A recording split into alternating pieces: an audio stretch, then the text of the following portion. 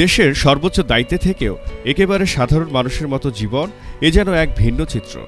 প্রধানমন্ত্রী তারেক রহমান ব্যস্ত রাজনৈতিক জীবনের মাঝেও খুঁজে নিলেন ছোট্ট এক অবসর, আর সেই সময়টুকু কাটালেন নিজের সবচেয়ে কাছের মানুষ মেয়ে জাইমা রহমানকে নিয়ে। শুক্রবার সন্ধ্যায় রাজধানীর ঝিগাতলার সীমান্ত সম্ভার সিনেমা হলে হঠাৎ করেই দেখা মিলল প্রধানমন্ত্রীর।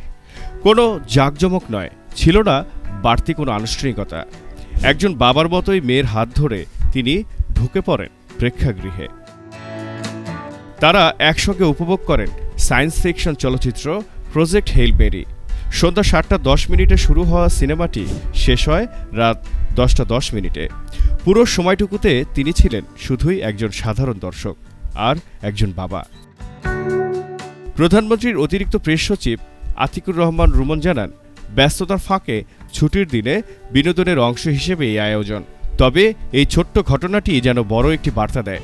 ক্ষমতা মানুষকে আলাদা করে না, বরং মানুষই তাকে মানবিক করে তোলে। রাষ্ট্র পরিচালনার কঠিন দায়িত্ব সামলেও পরিবারের জন্য সময় বের করা এ যেন আমাদের মনে করিয়ে দেয়, পদ যত বড়ই হোক, হৃদয়ের টান ঠিক একই থাকে। আর এভাবেই সাধারণের ভিড়ে অসাধারণ এক মুহূর্ত তৈরি করলেন দেশের প্রধানমন্ত্রী তারেক রহমান। জহিরুল ইসলাম জহির, সক্রিয় টিভি।